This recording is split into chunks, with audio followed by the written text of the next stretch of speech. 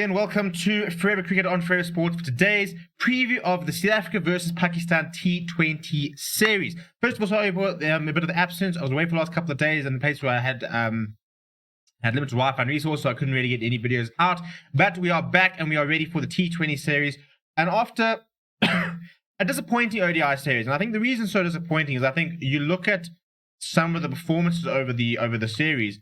There was no reason why on a different day South Africa could have actually pushed up and actually won the series. And I think there's got to be so much pressure growing on the coaching staff, on the players, because since Mark Boucher took over, the Proteas have only won 38% of the matches played and only won 20% of the series, which means we are only winning 1 every 5 series. Now, that's not good enough. Also, what's very concerning, especially as we head into the T20 series, is that Mark Boucher has never won a T20 series as Proteas coach. And given the fact that there are so many absentees, it's not looking good. But I think if you look at the ODI series, for me, the match which actually in many ways had the most positives was probably the last match, because to have lost so many players and to have other players sort of stand up, but it also was really good to see. It also, for me, made me question why a lot of these players aren't playing. Because I said at the beginning, I think that Claessen's had a lot of opportunities, and I would have liked to have seen Kyle Verreynne given a run, and he did eventually give it a run, and he made another 50. We keep calling, why does Yanema Malan get dropped off that brilliant series against Australia, where he scored that fantastic 100, and then doesn't get into the team? And then Quinton de Kock goes over to the IPL, Yanema Malan gets a start, and he makes a 50, So I think it was just very frustrating that as fans, we see players we know should be getting opportunity, and they just don't see them when they do.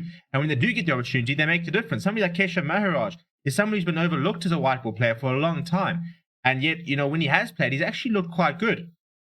And I think that was the sort of frustration, is that, there's some positive to take, but then you sit there saying, well, why weren't these players playing? Because I think in my strongest 11, you look at the sort of the team for the first 2 ODIs, and I'm swapping in Kyle Verreynne for 100 class, and I'm swapping in Yanema Malan for Aiden Markham. And I think that's the strongest side at the moment. On form, that is the strongest side. And I understand why they keep backing Markham. And the reason is because he's such a talented player, because he looks so good. When he makes his 30 and goes out all the time, it's such a good-looking 30. And I think that's sort of why, we sit there going, oh, well, how can you leave him out? Look at the stroke player. He's a player that he's aggressive, he's attacking, he plays really nice shots. But at the end of the day, cricket's a numbers game. And if you've got somebody who might not be as orthodox or as, attractive with the way he plays, but scoring more runs, you've got to go with that sort of option. And I think Yanema Malan has earned the right to be backed alongside Quinton de Kock at the top of the order. And if Aiden Markham wants to come in, he needs to try and find a slot in at sort of 4-5, really. Like looking at Klaasen, maybe. I think Klaasen, you look at the ODI averages, that is the spot that's up for grabs. That spot in an opening spot. And Markham looked good a couple of times. He looked like he had opportunity, but he just didn't quite take them, which was the frustration. But yeah, and I think, somebody like Petr Quire, who I think probably shouldn't have been in the squad, not because I don't think he's good enough, I think he is a very good player, but he hasn't played enough cricket, and you can see in the way he was struggling to sort of, nail his line, nail his back link. It was somebody that wasn't in good form. And I do think that, you talk about form being temporary and class being permanent. But I think that, somebody like Petr Quire, he needs to have played a lot of cricket, and he didn't. And he came in and he just looked off the pace. And, somebody like Veer Mulder must be sitting there going, why couldn't I get a crack? Why couldn't I get a chance to show what I can do? But yeah, so looking ahead at the T20 series, obviously we've got no de Kock, no Ngidi, no Rabada, no Nortje, and no Dave Miller. So, that's half a side that's already gone. We then had Temba Bavuma ruled out of what was supposed to be his first series as captain of the T20 side. We've got Henry van Dussen, who is sort of apparently could potentially play. They're monitoring Rusty's condition and sort of seeing if he's going to be able to step up and be able to make it, but he is a fitness concern. Reza Hendricks was withdrawn the squad after the birth of his child, and Dwayne Torres has not been cleared fit, which explains why he wasn't playing the ODI series. I'm a big fan of Dwayne Torres, and I think he should be backed a lot more, because I think he brings a lot of control with the ball, and I think he brings a lot with the bat. I think he's somebody that is a power hitter. He's got the capacity to clear the boundary. He can be very destructive. We've seen him in T20 cricket. He's sometimes batted up the order and been very effective there. So I think he is a very good option, and something which I don't think we've used enough. So yeah, we're going to have to see what happens with Rusty van der Dussen. And then there's a couple of players that have now been retained by the ODI from the ODI squad, which weren't supposed to be. That is Aiden Markham, Adila Petr Quire, Darren de Pavillon, and Veer Mulder. So if you're looking at the squad, Heinrich Larssen's captaining the squad.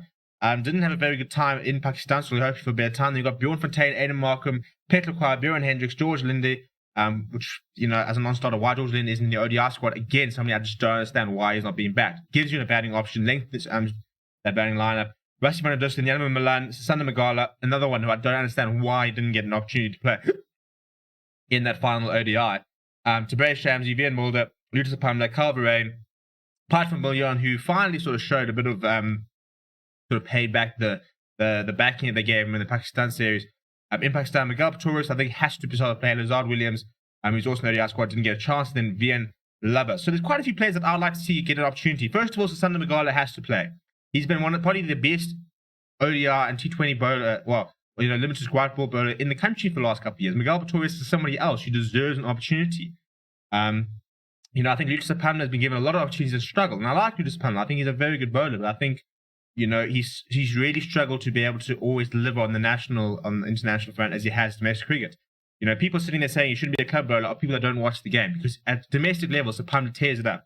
He's got the stats, and I think the season before this, now Momentum One Day Cup, if you look at last season, he was the leading wicket taker seamer in the One Day Cup. So, when people say how he's getting called up, that's why he's getting called up. Same as the 4-day series. He takes a lot of wickets. He's very good at domestic level. He hasn't been able to replicate that in international cricket. Sander Magala is somebody who got called up and then was told he wasn't fit enough, told to go and get into shape, and he's never played. So he has to play. He was really good in the T20 series. The leading wicket taker. You've got to look at playing him. Tabré Shamsi is currently ranked as the number 1 T20 bowler in the world, so he's going to play. But I think, people like Carl Verheyen, George Linder, get these players playing. Something like a Bjorn Hendricks has had so many opportunities and been so inconsistent that I'd rather give somebody like Darren Pavlon maybe an opportunity to try and sort of stake a claim than to continue backing people who, are very consistent. At the end of the day, consistency is the biggest thing. We can't afford to have players who have one good game followed by 4 or 5 bad games, and then one good game, 4 or 5 bad games. We need players who consistently deliver. As we look to prepare for a T20 World Cup at the end of the year, we can't really be sitting there saying, well, we can't rely on it. And if there are players you can't rely on, you cannot back them really. And that's why I think this is the final opportunity to play the likes of a Carl Verheyen, Sander Magala, George Linder, I'm sure will get a chance, Janne Milan, and get these players, make a bit and get a couple of games in a row and sort of stake a claim. Because I think for Janne Milan, I think if he had been back for a while, he probably would have potentially cemented that opening spot with the way he's been playing. Same as Carl Verheyen. Whenever he's got an opportunity, he has delivered, but his opportunities have been so limited that they haven't had a chance to sort of, make that claim. So it's going to be very, very interesting. At the end of the day, it's very unlikely that South Africa go on to win this T20 series. They are missing too many players. I mean, between the 5 players in the IPL, along with Tim Vuma, along with Rassie van der Dussen, maybe even Reza Hendricks, maybe even Dwayne PROTEAS, you're looking at 8 players out of 11 not available. That could very well be in the starting 11. At least probably 6 or 7 of them probably would be in the starting 11. So to not have those players and you're playing against a full-strength Pakistan side, it's going to be a very, very big ask. So for me, the only thing for me now would be, given the fact that it's going to be so difficult to try and go after the series, why not make it a last opportunity for a couple of players to maybe try and work their way into the T20 World Cup side? I don't think we gain much from sitting there saying, let's continue trying to play Petr Lecquire into form by giving him play something like Vian Mulder. Can he maybe step up? He looked really good against in the T20 Cup. Looked quite his batting. He came in quite a few times at back innings and just nonchalantly finished a couple of games with some very good stroke play and clear the boundaries. So give him an opportunity, see what he can do, and go from there. So it'll be very interesting to see. I think Eddie Markham's going to be somebody else probably going to give an opportunity, but yeah, it's a side which is very inconsistent and struggling to put in complete performances. One day the batting's good, the next day the bowling's good, and we haven't been able to sort of gel it all together and put in a complete team performance. So that's one of the big things we want to try and see in this T20 series. First one is on Saturday today, and then we'll obviously have a couple of games over the next sort of week. But let me know what you think is going to happen in the series down in the comments below. Let me know which players you'd back, which players you'd like to see. Please do make sure you like and subscribe to the channel as well. We'll be doing some IPL coverage, doing some wrap-ups of the day, some very interesting performances by South Africans in the first game. So make sure you keep your eyes locked on the channel for some IPL updates as well. Thank you very much for watching. My name is Steven, and I'll chat to you very soon.